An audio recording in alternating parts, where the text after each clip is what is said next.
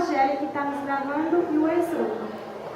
Nós iremos falar sobre a poluição do solo, um trabalho solicitado pela Anne Kátia, nossa professora da matéria de saúde ambiental. Essa matéria é à distância. O solo. O solo é um recurso natural, é também um recurso limitado. Mas o que seria o solo? Seria onde realizamos atividades diversas, nos sustentamos, construímos, plantamos e retiramos minerais. Então, o solo é o resultado de algumas mudanças que ocorrem nas rochas. Essas mudanças são bem lentas, sendo que as condições climáticas e a presença de seres vivos são os principais responsáveis pelas transformações que ocorrem na rocha até a formação do solo. Então, se houver qualquer tipo de alteração de sua qualidade natural, pode comprometer esse seu uso e provocar impactos econômicos, sociais, ambientais e também na saúde pública. O solo é formado por 3 processos fundamentais, que, como eu já falei, seria a alteração da rocha matriz, contribuição de matéria orgânica e movimentação da água através do solo. E também em 2 zonas, que seria a zona insaturada e zona saturada. Dando ênfase nessas duas zonas, cada uma tem sua definição. Na zona insaturada, a água ocorre como fina camada na superfície de grãos ou partículas e nos pequenos interstícios entre grãos não completamente preenchidos. É na zona insaturada que também divide-se em 3 zonas, que seria a zona de água de uso do solo, a zona da franja capilar e a zona intermediária. As profundidades das 3 zonas são bastante variáveis. Nessa zona insaturada, temos as partículas de água, ar e o solo. E já na zona insaturada, ela tem a formação por material poroso, onde todos esses espaços são preenchidos por água. Fica situado abaixo da superfície freática e nela todos os vazios existentes no terreno estão preenchidos com água. Essa superfície freática é aquela onde a água encontra-se submetida à pressão atmosférica. As funções do solo. O solo desempenha várias funções, como substrato, essencial para a vida terrestre, elementos de fixação e nutrição de vida vegetal, substrato essencial para a produção de alimentos e matérias-primas, fundação e suporte para edificações, estradas e outras obras de engenharia, recurso mineral, maior reservatório de água doce e elemento de armazenamento de água para diversos fins, elementos de armazenamentos de combustíveis fósseis, receptor natural de resíduos e etc. Então, basicamente, o solo é o responsável pelo sustento de todos os seres vivos, uma vez que deve ser levado em conta o processo da cadeia alimentar. A fertilidade dos solos também é o resultado da decomposição de matérias orgânicas, como as folhas, os galhos, os troncos e também os restos de animais. Cada uma dessas funções provoca alterações no ambiente, podendo modificar sua topografia. Poluição do solo. Uma vez o solo degradado ou contaminado, trará consequências ambientais, sanitárias, econômicas, sociais e políticas, que poderão limitar ou até inviabilizar seu uso posterior. Como o solo pode ser utilizado como receptor de poluentes ou contaminantes mediante um depósito de resíduos por uma área de armazenamento ou processamento de produtos químicos, por algum derramamento ou vazamento, caracterizando a poluição localizada, ou ainda regionalmente, o que se denomina poluição difusa, mediante deposição pela atmosfera, inundação ou mesmo por práticas agrícolas indiscriminadas. pois, uma vez no solo, esses poluentes sofrem uma constante migração descendente, podendo atingir as águas subterrâneas, prejudicando sua qualidade e pondo em risco as populações que se utilizam desse recurso hídrico. Fontes de poluição do solo. Poluição natural. A poluição natural ocorre por erosão, desastre natural, atividades vulcânicas, áreas com elementos inorgânicos.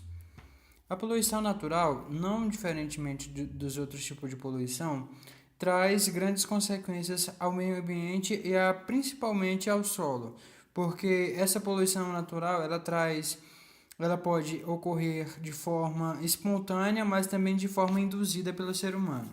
A poluição natural pode acabar com leitos de rios, pode poluir o solo até mesmo de forma a chegar às suas camadas mais inferiores, às camadas mais baixas, aonde pode deixar o solo de forma infértil. As atividades vulcânicas, que essas daí o ser humano não tem nenhum tipo de influência, mas que pode ocorrer. Artificial. A poluição artificial ocorre por urbanização e ocupação do solo, atividades agropastores ligadas à agricultura e pecuária, atividades extrativas, armazenamentos de produtos e resíduos, acidentes no transporte de cargas de resíduos perigosos, lançamento de águas residuárias como esgoto sanitário e efluentes industriais e depósitos de resíduos sólidos de origem como domiciliar, resíduo da limpeza urbana, resíduos especiais e resíduos industriais. Disposição de resíduos sólidos. O gerenciamento adequado dos resíduos sólidos é considerado um dos maiores desafios enfrentados pelos governos municipais. A falta de infraestrutura, a ausência de políticas para o setor que privilegiem soluções regionais e conjuntas, a carência de profissionais preparados e de informações confiáveis e atualizadas, constituem dificuldades para que as instituições públicas prestem os serviços necessários à falta de gerenciamento dos resíduos sólidos, principalmente no que se refere à etapa de destinação final. Tem colaborado para o incremento da poluição ambiental e contribuindo de forma importante para o agravamento de diversos agravos. Os resíduos sólidos urbanos caracterizam-se pela geração contínua e inesgotável, sofrendo variações em sua composição ao longo do tempo. A geração de resíduos sólidos tem se intensificado cada vez mais, em um crescimento que se atribui ao aumento da população urbana. Tanto quanto a quantidade de resíduos sólidos urbanos aumentou, como também a qualidade tem sido modificada gradativamente. É contratado no lixo volume cada vez maior de materiais não degradáveis. Esses resíduos, quando não separados da massa de lixo a ser manejada, podem acarretar problemas ambientais de saúde pública. O tratamento dos resíduos sólidos urbanos compreende diversas etapas, como o ar-condicionamento, a coleta, o transporte, o tratamento e a disposição final. Todas elas possuem interface significativa com o meio ambiente.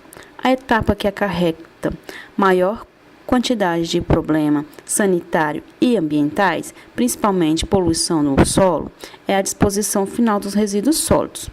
Um aspecto importante a ser considerado é a disponibilidade de áreas que atendam os critérios exigidos para a disposição dos resíduos sólidos.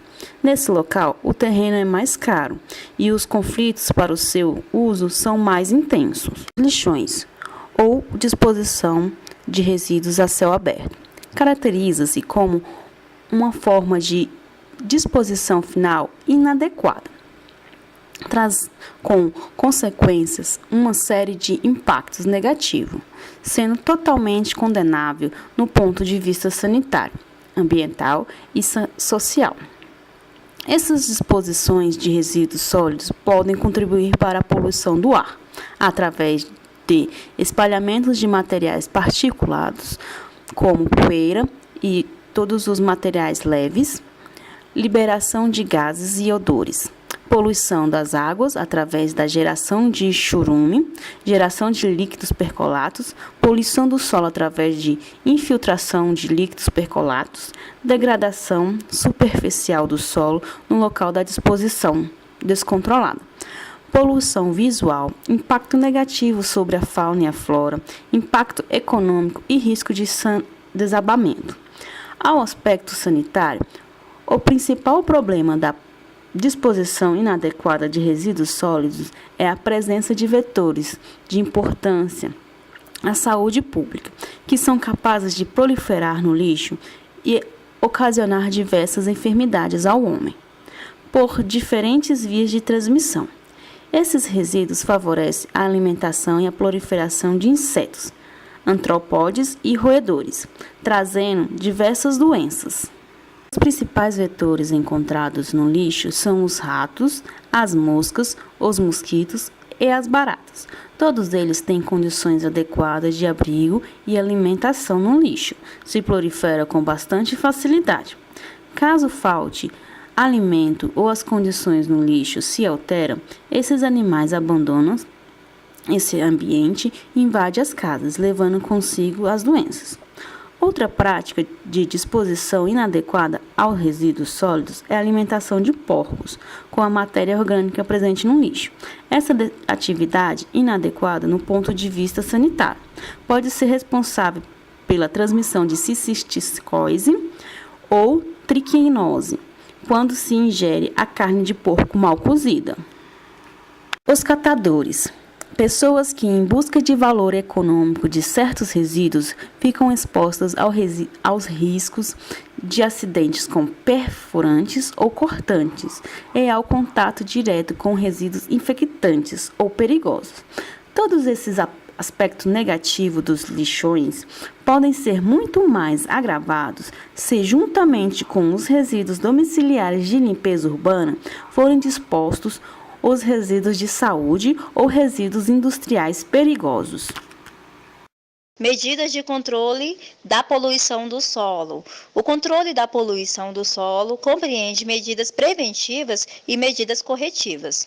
A escolha da área, ela deve considerar aspectos como o regulamento de uso e ocupação do solo na região, a legislação sobre áreas de proteção ambiental, a topografia, tipo de vegetação, risco de ocorrência de inundações, características do subsolo, proximidade de recursos hídricos e aproximadamente de núcleos residenciais. Essas medidas preventivas e corretivas, elas visam controlar e reduzir os impactos e recuperar as áreas degradadas ou contaminadas. O que é coleta seletiva? A coleta seletiva, ela consiste em remover dos lixos as coisas que podem ser resgatadas. Reflorestamento. E para o controle da erosão, pode-se empregar a manutenção da cobertura vegetal, utilização de árvores como quebra, vento, cobertura do solo com materiais como serragem, alteração da declividade e técnicas de caráter mecânico. E para a disposição de águas residuárias e resíduos sólidos, devem ser gerenciados de acordo com o sistema que englobem o controle, desde as fontes geradoras até os locais de disposição final. Esse foi o nosso trabalho sobre poluição do solo. Nós abordamos alguns tópicos que podem contribuir para a melhoria do nosso solo e sabemos que depende de cada um de nós. Cada um contribuindo, a gente vai conseguir melhorar o nosso meio ambiente. Obrigado.